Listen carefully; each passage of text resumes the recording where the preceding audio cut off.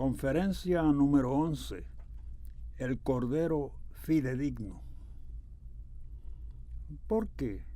Debemos preguntarnos, ¿por qué si tenemos el símbolo del Cordero Santo en la Sagrada Escritura, si el Evangelio, gracias a ese símbolo, cala tan hondo en nosotros cuando el Cordero nos recuerda al siervo sufriente y al Cordero de Dios? Si el Cordero de Dios es de importancia esencial para entender la Eucaristía, ¿por qué se pone la gente a temblar y a buscar maneras astutas de repudio cuando se le sugiere que su tarea de cristianos es hacerse pequeños Cristos, pequeños Corderos de Dios? ¿Por qué? Vuelvo a recordarles lo que San Agustín famosamente dijo sobre la comunión, que hemos de transformarnos en lo que consumimos. Al comulgar, consumimos al Cordero de Dios. Este es el Cordero de Dios, se nos recuerda en la misa. Esto es lo que consumimos, y sin embargo, los cristianos se rebelan. La Iglesia toda se rebela. Al considerar las iglesias católicas, protestantes u ortodoxas en general, ¿quién se exclamaría: «He ahí un rebaño de ovejas»? Muy pocos lo harían, muy pocos lo han hecho por los últimos 1700 años. Potencias políticas, militares y económicas han sido las iglesias, pero que se hayan presentado como el Cordero de Dios, eso no ha ocurrido desde las 3 primeras centurias. Somos indóciles y reacios. Nos resistimos a ser como el Cordero de Dios. ¿Por qué? ¿Cuál es la dificultad? Reconozcámoslo. Sabemos que la clave de nuestra renuencia está muy dentro de nosotros. El Cordero es símbolo de impotencia y nos disgusta ser impotentes. Poder se define desde el punto de vista filosófico como la capacidad de hacer que sucedan cosas o se produzcan cambios. Lo reconocemos de muchas maneras, tiene muchas caras. La violencia es poder, produce cambios, hace que cosas sucedan. El miedo, el odio y la enemistad también lo son. Prácticamente cada una de las naciones del mundo conserva su unidad gracias a los enemigos económicos, políticos y militares que tiene. Ahora mismo, desde que terminó la Guerra Fría, Estados Unidos busca desesperadamente dar con otro enemigo para atajar con ese espectro su desintegración social. En tanto que sociedad, Estados Unidos realmente se unió una sola vez en su historia, durante los 42 días que duró la Guerra del Golfo de 1991 a 1992 contra el Irak. Las organizaciones políticas se mantienen unidas encarando a sus adversarios. La gente se une y encuentra un vínculo cuando se enfrenta al enemigo común. La enemistad es poder, sin lugar a dudas. Hay, sin embargo, otros poderes que también producen cambios. Por ejemplo, la atención a, la solicitud por otros es poder. Cuando somos solícitos por o atendemos a otros, cosas suceden a ellos y a nosotros. Cada maestro sabe que la curiosidad es poder. Si lo que enseñas inspira curiosidad en tus estudiantes, has tenido éxito como maestro. Y el amor es poder, hace que cosas sucedan. Sacrificarse por otros o servirles es poder. Entre esos poderes hemos exaltado uno en particular, el de la violencia y el miedo. Ese es nuestro dilema que marca la historia de la humanidad desde sus albores. El poder de la violencia y el miedo, ese que sostiene al Estado, al gobierno, a los militares. Y nos decimos que si no gozamos de ese tipo de poder, realmente carecemos de poder. Pero ese, el poder de la violencia y el miedo, es precisamente el poder que el Cordero de Dios no incluye. Nada en el símbolo que es el cordero sugiere violencia, homicidio, miedo, amenazas. Nada en el cordero es amenazante. Mas, sin embargo, nos parece que si nos falta el poder de lastimar, si no nos es posible amedrentar a otros amenazándoles o meramente sugiriéndoles que vamos a herirles, ya sea con la lengua hablando mal de ellos, o con un arma blanca o de fuego, o cualquiera otra, no tenemos poder. Y no queremos andar impotentes por el mundo. ¿Recuerdan las tentaciones de Jesús, importunado en vano por Satanás? Lo llevó a una montaña y le mostró todos los reinos del mundo. Le ofreció el poder y la gloria de esos reinos, pero Jesús los rechazó. Digámoslo sin disimulo, Jesús rechazó de plano el poder político que Satanás le ofrecía para establecer el reino de Dios. Eso lo dice el Evangelio. O, como observó John L. Mackenzie, el intérprete de la Biblia que tanto cito en estas conferencias, cito: para Jesús, Roma es esencialmente algo trivial. Cierro la cita. El Estado es trivial. En otras palabras, el Estado y las naciones dependen del poder del miedo, de la violencia y del homicidio. Les permite sobrevivir y del todo es así como viven. Jesús depende de otros poderes. En primer lugar, rechaza el poder de la violencia y el miedo, el poder de herir, y en su lugar depende del poder de la misericordia y del amor, de la misericordia y del amor divinos para lograr cuanto hay que lograr. Supongo que para el mundo diario, para cualquier persona, depender del poder de la misericordia y del amor es no tener poder. Y no obstante, misericordia y amor son poderes de Dios.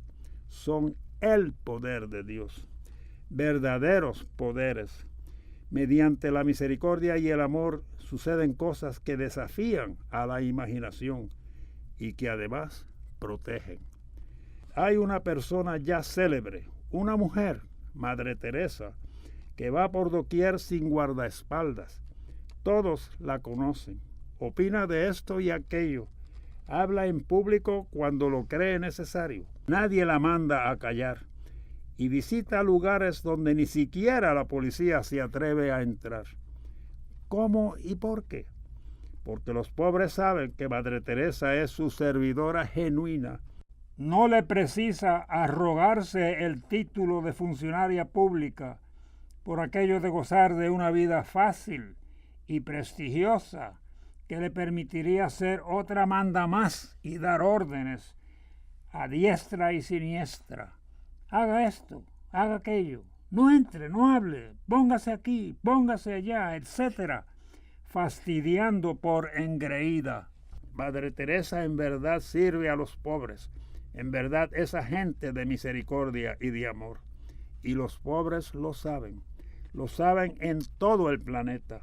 Por lo tanto, va y viene completamente protegida, sin guardaespaldas, en los arrabales de Calcuta o de Nueva York. Piensen nada más en esos funcionarios públicos que son verdaderos trotamundos. Van aquí y allá como guardaespaldas de gente importante. Recuerden que hace años hubo un atentado contra la vida del presidente de Estados Unidos, Ronald Reagan. En cuanto sonaron los disparos, unas 75 personas armadas hasta los dientes, sus guardaespaldas, salieron de donde nadie se lo imaginaba. Y así es, decenas de hombres violentos que portan armas rodean casi constantemente a la gente importante, listos para herir o matar, para ejercer el poder de la violencia.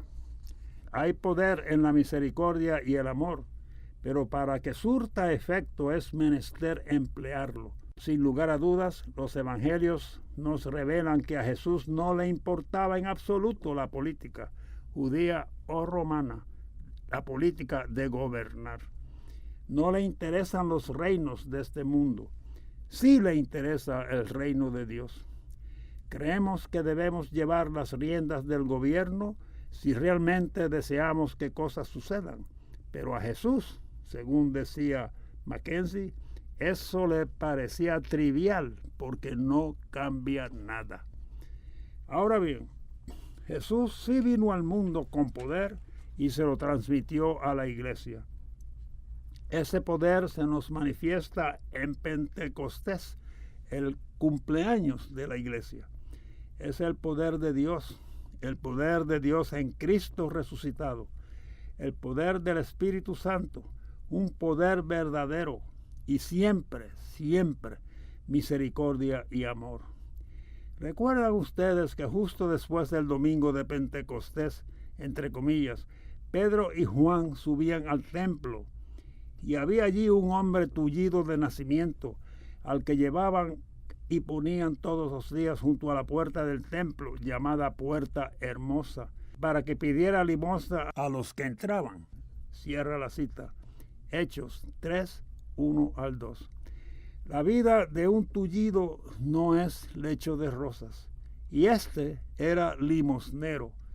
Pedro le dijo, cito, no tengo oro ni plata, pero lo que tengo te lo doy. Por nombre de Jesucristo de Nazaret, camina. Y lo tomó de la mano derecha y lo levantó. Inmediatamente sus tobillos y sus pies se afirmaron y de un salto se puso de pie y caminó. Entró con ellos en el templo andando, saltando y alabando a Dios. Cierra la cita. Hechos 3, 6 al 8. Ese es el poder de Dios. Se manifestó en Pentecostés. Ese es el poder de Cristo resucitado, el poder que nos dio la cruz, el poder de sanar, el poder que salva, el poder que renueva la faz de la tierra, el poder del amor y la misericordia que trae Jesús. La iglesia vivió con y por ese poder durante casi 300 años. Pero más o menos para cuando reinó Constantino, la iglesia empezó a depender de otro poder, del poder de la política de los gobiernos, que es el poder del miedo y la violencia y del homicidio. Ya les conté esa historia en una conferencia anterior, pero lo que quiero subrayar es lo siguiente: si no usas poder, lo pierdes. Si lo usas, confías cada vez más y te haces su adepto. Y así poco a poco, como ya he dicho, en 311 de nuestra era, no se podía ser simultáneamente cristiano y soldado en el ejército romano. Pero 105 años más tarde, en 416 AD, por decreto del emperador Teodosio II, nadie podía ser soldado de Roma si no era cristiano a la vez. Eso fue un cambio radical en cuanto al poder que empezó a usar la iglesia y que usa hasta el día de hoy. Leemos Hechos de los Apóstoles y decimos, ese poder, el de Pentecostés, era nada más que para los apóstoles, era únicamente para la primera generación. Pero yo les digo, en ninguna parte dicen las Sagradas Escrituras que aquel poder era solamente para la primera generación. Eso es una excusa, porque si no usas el poder, lo pierdes, se atrofia. Puedes ser alguien sumamente fuerte y levantar pesas de 150 kilogramos sobre tu cabeza, pero si dejas de hacer ejercicios de levantamiento de pesas, con el tiempo no podrás alzar 10 kilos siquiera. ¿Por qué? Porque tus músculos se habrán debilitado. Han oído hablar de los esquimales, ¿no es cierto? Cuando hace 100 años se supo que había oro en Alaska, además de petróleo y pieles, la gente se precipitó hacia aquel territorio en pos de riquezas. Su población autóctona, mayormente esquimales, llevaba generaciones viviendo allí bastante bien, los padres enseñándoles a sus hijos varones, las madres a sus hijas, cómo vivir en aquel ambiente natural, cómo fabricar pequeños arpones, cómo cazar focas, etc. Y llegan estos forasteros a Alaska y enseñan a los esquimales cómo usar armas de fuego. Toma menos tiempo matar focas con un fusil que con los materiales antiguos. La caza es más productiva con armas de fuego que con lanzas o arpones. Resultado, en 2 generaciones los esquimales olvidaron usarlos. Se hicieron dependientes de las armas de fuego y de las municiones para estas y de los forasteros que se las vendían, y pasaron a ser esclavos asalariados. Si no usas poder, lo pierdes. En un principio, el poder de Pentecostés, el poder de Jesucristo, era manifestación fehaciente del Cordero de Dios. Entendíase entonces que el Cordero era un agente de poder, pero no del poder de la violencia o de la enemistad, no del poder del homicidio y del miedo, sino del poder de Dios y del Espíritu Santo. Y la gente quería ser como el Cordero, porque comprendía que cuando imitase al Cordero de Dios, el poder de Dios se revelaría por su conducto. Pero muy poco a poco, el poder de la política de gobiernos y de la politiquería y de la violencia y de la intriga y de las mentiras, y así sucesivamente, reemplazó al poder de Pentecostés. Es como si hace 2000 años Dios el Padre hubiese visto el horno de agonía que es la tierra, donde sus habitantes sufrían lo inimaginable. Y Dios envió a su Hijo para que apagase el horno de agonía. Y el Hijo, gracias a su vida y enseñanzas, y a su muerte y resurrección, fabricó una tremenda manguera para regar la tierra con las aguas del infinito océano de gracia que es Dios. Y las aguas del cielo empezaron a fluir hacia la tierra y a cambiar su faz para hacer saber a la gente que Dios existe, que Dios es misericordia y que Dios les ama. Eso duró poco más de 300 años, durante los cuales cada uno de los emperadores romanos entonces intentó, con mayor o menor vigor, eliminar a la iglesia, que entonces era tan solo una comunidad de perseguidos. Esa comunidad creció, no obstante, hasta que para el reino de Constantino llegó a ser la principal religión del imperio. De modo que el poder de Dios funcionó esos primeros 300 años sin política ni violencia. Pero pasados los primeros 3 siglos, la Iglesia adoptó la ética pagana de guerra y violencia y de lastimar al prójimo y agobiarlo con miedo, como si al adoptar tal ética le hubiesen efectivamente hecho un nudo a la manguera. En vez de que el tremendo poder de la gracia de Dios fluyese por nosotros, lo que obtuvimos fue una filtración gota a gota, un milagro aquí, otro más allá, otro acullá, etc. Y según transcurrió el tiempo desde Constantino hasta nuestros días, menos y menos gente ha cifrado sus esperanzas en la iglesia, porque tal vez piensan que la política ofrece más que la iglesia en términos de esperanzas. Recuerdo una historia que se cuenta sobre Santo Domingo de Guzmán. Estaba junto al Papa, ambos de pie en las escaleras del Vaticano, viendo a una caravana que llegaba de Oriente, con oro, seda, perfumes, obras de arte y todo un tesoro para la residencia del pontífice. Y el sucesor de San Pedro, recordando la historia de Pedro y el tullido, cuando Pedro le dijo a este: «No tengo oro ni plata», volviéndose hacia Domingo comentó, cito: «Pedro ya no tiene que decir no tengo oro ni plata», a lo que aquel Santo Domingo de Guzmán repuso: «Pero tampoco puede decir camina». Lo que no se usa se embota. Si no usamos el poder, lo perdemos. Si queremos gozar del poder de Jesús, tenemos que desdeñar el poder que hay en el mundo, pues aquel y este son incompatibles. Tan incompatibles como el miedo y el amor, la codicia y la misericordia. Pero desconfiamos de Jesús, eso es lo importante. Desconfiamos de vivir teniéndole como nuestro único poder. deseamos gozar de más poder que lo que Él tuvo. El punto en cuestión, lisa y llanamente, es tener o no tener fe. Los cristianos no confiamos en Jesús. Bueno, sí, hasta cierto punto, pero una y otra vez oiremos a cristianos de cualquier condición o categoría explicándonos para justificarse por qué no tienen que seguir las enseñanzas de Jesús en ciertas circunstancias, por qué pueden aceptarlas sin compartirlas. Reside la dificultad en que cuando se trata de confiar en Dios, o confías en Él totalmente o no confías, porque Dios es diferente de nosotros, de ti y de mí. A ti puedo decirte, confía en mí, y tú puedes responder, bueno, me arriesgaré, pero confiaré en ti un poquitito nada más, a ver qué sucede.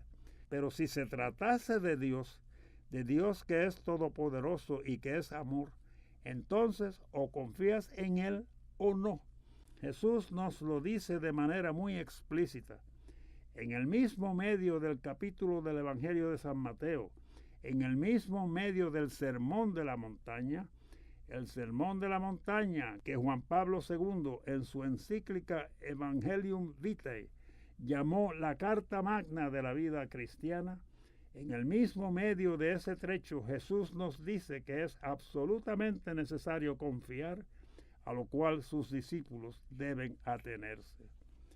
Dice Jesús, cito, ningún servidor puede quedarse con dos patrones, porque verá con malos ojos al primero y amará al otro, o bien preferirá al primero y no le gustará el segundo. Ustedes no pueden servir al mismo tiempo a Dios y al dinero. Por eso les digo, no anden preocupados por su vida. ¿Qué vamos a comer? Ni por su cuerpo. ¿Qué ropa nos pondremos? ¿No es más la vida que el alimento y el cuerpo más que la ropa? Miren cómo las aves del cielo no siembran, ni cosechan, ni guardan en bodegas, y el Padre Celestial, Padre de ustedes, las alimenta. ¿No valen ustedes más que las aves? ¿Quién de ustedes, por más que se preocupe, puede alargar su vida? ¿Y por qué preocuparse por la ropa? Miren cómo crecen los cirios del campo. No trabajan ni tejen, pero créanme que ni Salomón con todo su lujo se puso traje tan lindo. Y si Dios viste así a la flor del campo que hoy está y mañana se echará al fuego, ¿no hará mucho más por ustedes, hombres de poca fe? ¿Por qué pues tantas preocupaciones? ¿Qué vamos a comer o qué vamos a beber o con qué nos vestiremos? Los que no conocen a Dios se preocupan por esas cosas, pero el Padre de ustedes sabe que necesitan todo eso. Por lo tanto, busquen primero el reino y la justicia de Dios y esas cosas vendrán por añadidura. Ni se preocupen por el día de mañana, pues el mañana se preocupará de sí mismo. Basta con las penas del día. Cierro la cita. Mateo 6, 24 al 34. El punto que se discute es la confianza en Jesús, la fe en Él. Si nadie quiere seguir al Cordero de Dios, es porque no confiamos en Jesús. De hecho, pocos sabían o saben de qué hablaba Jesús. No confían en Él. Una cosa es decir, Jesús, confío en ti, y otra, completamente diferente, es sí confiar en Él sin lugar a dudas. Porque sí confiar en Jesús significa que empleamos sus medios en cada momento. Sí confiar en Jesús significa que nos comprometemos a vivir de un momento al otro y al otro según vivió Él, el Cordero de Dios. Nos comprometemos a vivir según los poderes que ejerció Jesús y rechazando los poderes que Jesús rechazó. Eso es lo que significa confiar en Jesús. Casamos en el empeño, reconozcamos que nuestro fracaso es pecado y digamos sencillamente, he fracasado, perdóname, y sigamos adelante sin desistir. No se trata de decir en tales circunstancias, no viviré según Jesús nos enseñó que viviésemos, y ni siquiera reconoceré que es pecado. Al contrario, diré que es cosa buena. No, tener confianza en Jesús es esencial para llevar a cabo la misión que Jesús encomendó a su iglesia. Esencial para todos donde quiera que nos toque estar mientras sirvamos en la iglesia. Jesús no nos fuerza a ello. Confianza en Dios es alma y corazón de la Sagrada Escritura. Sin ello, Dios no hace nada en las Sagradas Escrituras. Martin Buber, el principal teólogo judío del siglo XX, escribió que la relación de confianza con y en Yahvé es la raíz de la fe judía. Sin sólidos cimientos de confianza, ni Abraham, ni Moisés, ni los profetas hubiesen existido. Esos, entre comillas, sólidos cimientos de confianza en Dios son el imperativo de los imperativos de las escrituras hebreas. Buber lo dice explícitamente, y cito: únicamente si te mantienes firme en cuanto a la relación fundamental de tu vida, esto es, la relación entre tú como individuo y el poder en que tu ser se origina, hay estabilidad esencial. Es indispensable que la confianza en el Creador tenga sólidos cimientos para gozar de una estabilidad esencial. Solamente así podremos laborar adecuadamente mientras vivamos y dejar abiertas nuestras puertas al Creador para que obre por conducto nuestro. Cierra la cita. Este es un concepto judío que Jesús llevaba en el mismo centro de su ser porque lo aprendió desde niño. El confiar lo es todo. Sin confiar nada ocurre. No llamamos a Abraham el padre de la fe. El padre de la fe judía, de la fe maometana y de la fe cristiana. El padre de la fe. Todo empezó con él. Eso nos exige que reflexionemos. Esta era la situación. Abraham tenía 100 años de edad y su mujer Sara 94. No habían procreado hijos. Y vienen 3 ángeles y anuncian a Abraham que será padre. Sara se echa a reír, pero un año más tarde les nace Isaac, cuyo nombre, dicho sea de paso, quiere decir Dios sonríe en hebreo. Sara ríe a carcajadas, Dios sonríe. Sara y Abraham amaron a Isaac, su único hijo, el hijo que deseaban. Dios le ha dicho a Abraham que sus descendientes serán tan numerosos como las estrellas y como las arenas del mar. Génesis 22:17. Y de pronto Abraham recibe una revelación, y la revelación es que debe sacrificar a Isaac. Recordemos la historia. Cabe en 4 párrafos del Antiguo Testamento. Sin embargo, probablemente es la historia que los intérpretes judíos del Antiguo Testamento más han comentado. Abraham lleva a Isaac al monte Moria. Acerca de esta jornada al monte Moria, los judíos han trazado un sinnúmero de cuentos o versiones para explicar cuán difícil fue la prueba para Abraham, que esencialmente fue una prueba de confianza. ¿Confiaría Abraham en Dios? ¿Acaso no le había predicho Dios: tendrás más descendientes que hay estrellas en el cielo? ¿Cómo podía confiar Abraham cuando se le había pedido que matara a su único descendiente? ¿Cómo era posible? Según algunas versiones, Abraham e Isaac caminaban hacia el monte Moria e Isaac quería huir, diciéndose que su padre era senil. En otras, Abraham parecía aceptar lo que le había indicado Dios, que fuera al monte Moria con Isaac para sacrificarlo una vez allí, pero se aferraba a su hijo. Ahora bien, llegados padre e hijo al monte Moria, sí dice la Biblia que Isaac preguntó a Abraham, cito, ¿dónde está el cordero? Cierro la cita, Génesis 22:7. Y Abraham le contestó, cito, Dios proveerá. Cierro la cita, Génesis 22:8.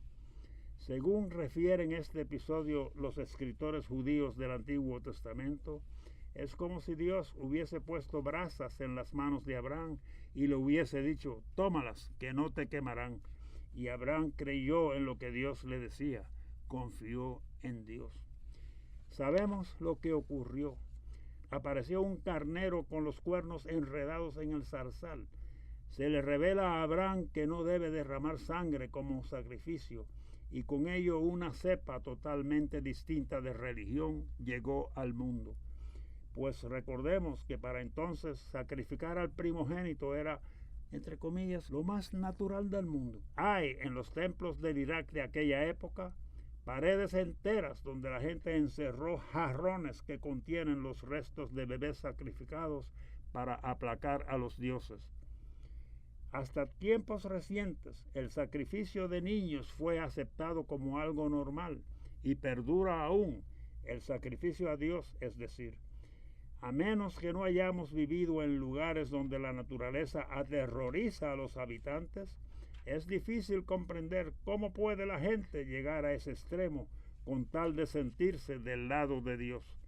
Se creía que lo mejor posible era entregarle a Dios lo mejor de todo, el mejor fruto, que en una familia era el primer hijo varón. Pero he aquí lo importante. Abraham sube al monte y Dios sí le provee. ¿Sacrificará Abraham a Isaac o al cordero? ¿No piensan ustedes en el más preciado de sus principios religiosos personales, en el que más temen infringir, el que nunca osarían quebrantar frente a Dios? Y eso fue lo que hizo Abraham cuando no sacrificó a Isaac, porque se le reveló que Dios no quería sacrificios humanos y no violó ese principio. Confió en la revelación que le hizo Dios. Supongamos que Abraham hubiese ido al monte, que una vez allí Isaac le hubiese preguntado, ¿dónde está el cordero? Y que Abraham, para su coleto, se hubiese dicho, no voy a confiar en Dios esta vez. Voy a conseguirme otro animal parecido por si acaso esta situación se complica. En otras palabras, supongamos que Abraham no hubiese confiado en Dios, pero sí confió. Ahora bien, supongamos que hubiese confiado en un 99%. No hubiese sido suficiente. En Dios hay que confiar al 100% para que obre espectacularmente en nuestro futuro. Algo parecido sucedió a Moisés, ¿no? Recordemos, Moisés está a punto de sacar a su gente de Egipto. Se encuentran en el desierto. Faraón, que ha dado permiso para que los hebreos se vayan, cambia de parecer y decide forzarlos a regresar. Ordena a su ejército que les persiga. Moisés sabe que si Faraón les alcanza, su pueblo será víctima de ultrajes, robo y matanza. El sol arde. Los hebreos empiezan a quejarse de Moisés. Están por sublevarse, refunfuñan. ¿Por qué nos hiciste venir contigo? ¿Por qué no nos dejaste en Egipto? Y Moisés sube a un monte a hablar con Dios.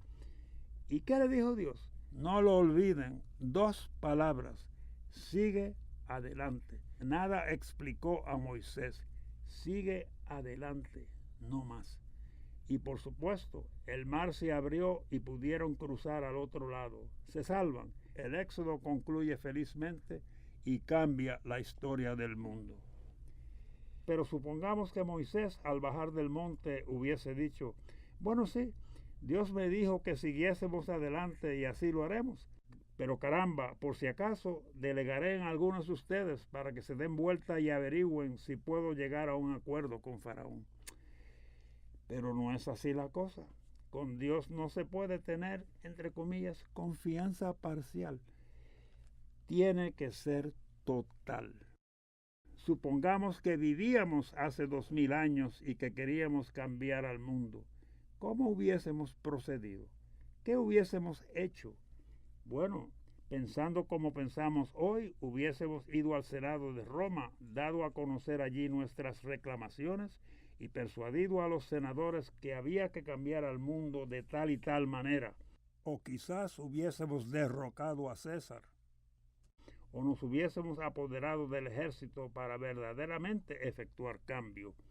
Ahora bien, sabemos que cuando Dios quiso cambiar al mundo hace 2000 años, supo a dónde ir. Recurrió a una muchacha Galilea, recurrió a María, A nadie se le hubiese ocurrido ir a ella, pero a Dios sí. Le anunció que la había escogido y le pidió que confiase increíblemente en él. Le pidió nada menos que fuese una madre soltera, en una sociedad donde mataban a las mujeres por eso, o si no las mataban, les destruían la vida. En una sociedad donde los varones diariamente daban gracias a Dios porque no se les había creado mujeres. En un patriarcado que culpaba y castigaba a las mujeres por cualquier mal social. Y le pidió a esa muchacha, pueden imaginarse ustedes lo que significaba en aquellos tiempos que una muchacha quinceañera oyese semejante petición, y la cara que pondrían los ásperos y santurrones dirigentes políticos y religiosos, todos varones, cuando se enterasen, amén de lo que hubiesen hecho para afligirla. Le pidió a esta muchacha que confiase en él, que se dejase convertir en la madre soltera del niño. Y María confió. ¿A quién de nosotros le agradaría verse en semejante aprieto? Pero ella confió y Dios se hizo cargo, aunque solamente después de que ella confiadamente hubiese consentido. Jesús, por supuesto, nació a consecuencia del consentimiento fiel de María. Dijo María, cito, yo soy la servidora del Señor, hágase en mí lo que has dicho. Cierro la cita. Lucas 1:38. Confiar.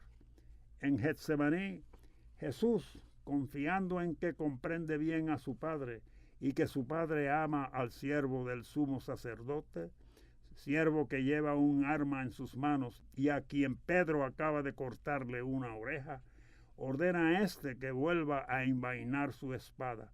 Jesús ama al siervo herido por Pedro y Jesús confía, como lo demostró luego en la cruz y en Pentecostés. El fin que persigo es sugerir, simple pero muy claramente, que Jesús dijo lo que dijo de manera sencilla y diáfana. Entre comillas, las enseñanzas de Jesús son fáciles de entender y de cumplir, cierro la cita, según observó John L. Mackenzie. Sabemos lo que debemos hacer, pero nos estorba el miedo que sentimos. No es que las enseñanzas de Jesús sean arcanas y misteriosas, es que no confiamos. Pero no se engañen, Jesús trajo al mundo algo único y muy diferente en cuanto a confiar. A principios de la década del 1920, un renombrado erudito judío llamado José Klausner escribió un libro que tituló Jesús de Nazaret, una obra fecunda.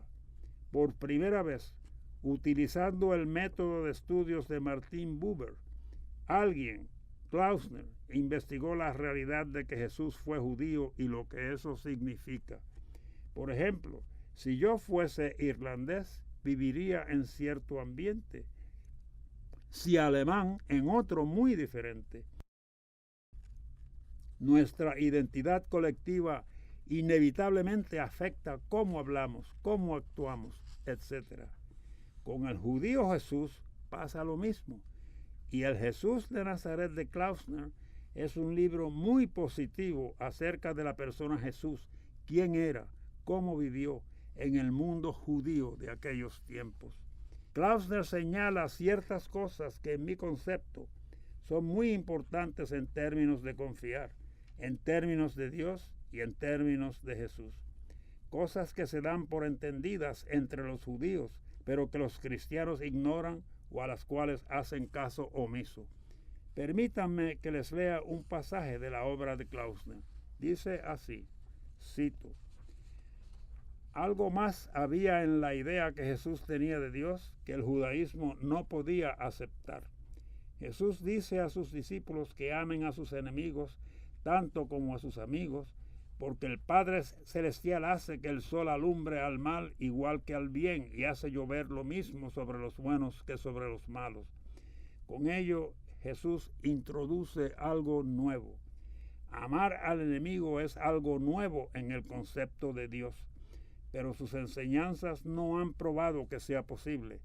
Por lo tanto, Jesús ha dejado intacto el curso de la vida ordinaria, malvada, cruel, pagana, su exaltada idea ética relegada a un libro que a lo sumo se ha convertido en posesión monástica y de eremitas, de personas que viven apartadas del cauce de la vida ordinaria. El judaísmo, en tanto que único y suficiente código nacional de enseñanza, no podía de ninguna manera estar de acuerdo con Jesús. Y lo mismo, además, le ha sucedido al cristianismo desde Constantino hasta hoy. Cierra la cita. Es tremendamente poderoso decir que Jesús introdujo una idea enteramente nueva al concepto del amor de Dios, el amor por los enemigos. El judaísmo la rechazó, así también el cristianismo desde los tiempos de Constantino. Continúa Klausner, cito, insistentemente, Jesús predicó el arrepentimiento y hacer obras buenas, y supuso que no era necesario montar una rebelión política. Si tan solo los pueblos de Galilea, Judea y de más allá del Jordán se arrepintiesen por completo y alcanzasen el más alto nivel de conducta moral humanamente posible, de manera que amasen a sus enemigos, perdonasen a quienes les agraviaban, se asociasen con publicanos y pecadores y ofreciesen la mejilla a quien se disponía a pegarles. Entonces Dios haría un milagro y restauraría su reino. Jesús, por lo tanto, en todo era un verdadero judío. No creía en un Mesías político, única diferencia que le separaba de sus compatriotas, y suponía que con la ayuda de Dios nada más, sin una fuerza armada que les respaldase, Dios devolvería el reino de Israel a los judíos si por lo menos se arrepintiesen. El judaísmo de los fariseos era demasiado maduro, tenía un propósito ya demasiado fijo para cambiar. Sus dirigentes luchaban porque la nación sobreviviese, resistiendo a opresores extranjeros y semi-extranjeros decididos a aplastarla, y a una idolatría decadente que pretendía absorberla. En tales días de tirantez y aflicción, ellos mismos se apartaban y apartarían a sus compatriotas de las peligrosas fantasías de Jesús. Les apartarían de un extremismo que la mayoría no podía abrazar. Desde un principio comprendieron dónde irían a parar con seguir a Jesús. ¿Cómo podía el judaísmo aceptar semejante idea? Cierra la cita. Los judíos previeron las consecuencias de seguir al Cordero de Dios. Por lo menos creyeron que las habían previsto.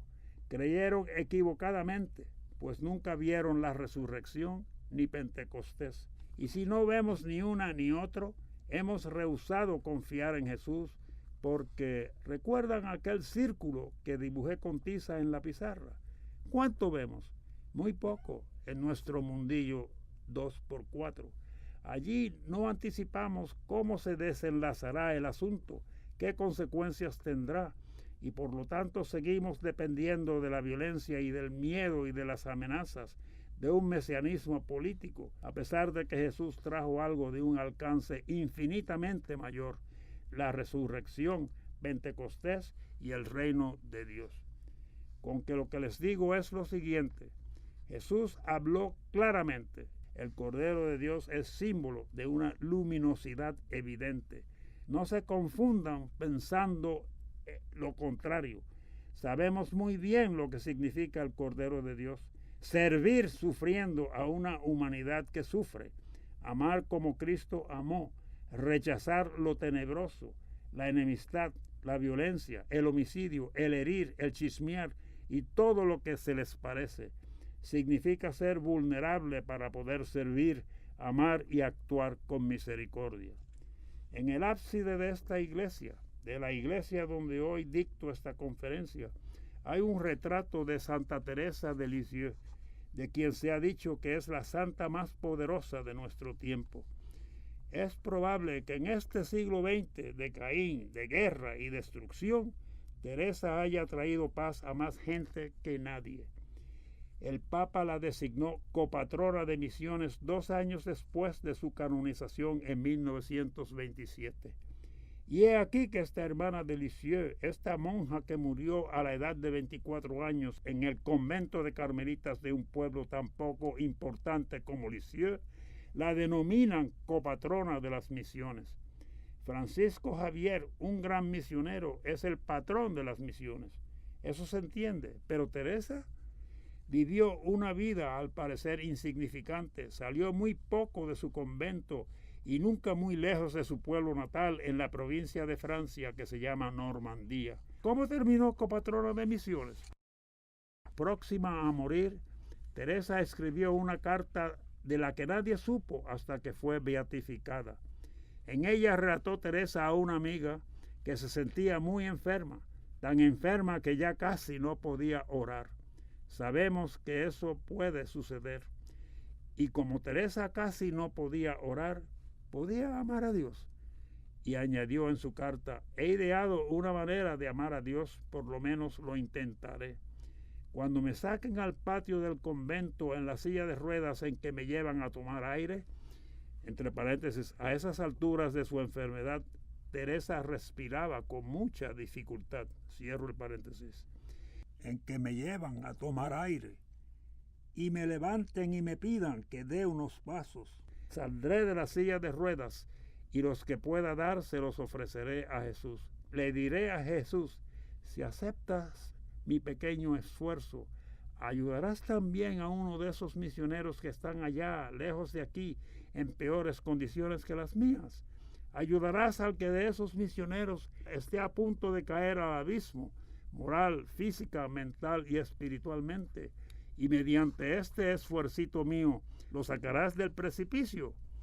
De nada esto estaban al tanto las otras hermanas del convento. Eran testigos de que Teresa respiraba muy mal, que daba 3 o 4 pasos una vez fuera de la silla de ruedas, para luego darse vuelta y volver a donde había estado reclinada. Sencillos actos que le tomaban no obstante unos 20 minutos, pero que casi la sofocaban. Las monjas creían que Teresa se estaba volviendo loca. Y es que Teresa, aparte de la carta que había escrito, no divulgó a nadie sus intenciones. Pero ofrecerle a Jesús ese pequeño esfuerzo cotidiano en pro de misioneros afligidos fue lo que hizo una y otra vez en sus últimos días. Ya fallecida, de todas partes del mundo llegaron informes sobre misioneros que se sintieron ayudados por una monja carmelita. Leyeron su librito, oraron por ella y en sus vidas se manifestaron resultados extraordinarios. Así pues, 2 años después de su muerte, dijo el Papa, cito: tengo que hacer la copatrona de las misiones antes de que los misioneros lo hagan por su cuenta. Cierro la cita. Tan enorme había sido la ayuda que estos recibieron. Pero vean ustedes, esa ayuda llegó gracias a pequeños actos de amor de Teresa. Permitió que el poder de Dios fluyese por ella. Lo que Teresa quería hacer era ayudar al misionero más afligido, más necesitado, pero Dios podía obrar de manera inimaginable para ella, gracias al pequeño acto de amor.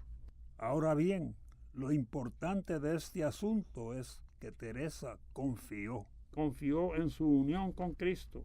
No había sido bautizada. Confió en que si unía sus esfuerzos a Cristo, si trataba de actuar a semejanza de Cristo, Dios haría de los, entre comillas, esfuercitos de Teresa algo bueno para otros. Confió en las enseñanzas de Jesús. Al hacer lo que Jesús hubiese hecho en la misma situación, confió en Jesús en busca de ayuda para gente que ella no conocía. Claro que lo que se produjo fue una avalancha de milagros que ella ni nadie jamás hubiese previsto. Con que lo que hoy digo a ustedes es lo siguiente: el mundo no puede tener paz mientras no confíe en la misericordia de Dios según quedó revelada en Jesús.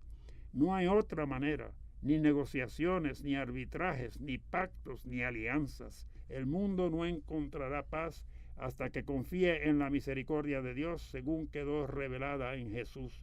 No habrá paz si no confiamos en Jesús.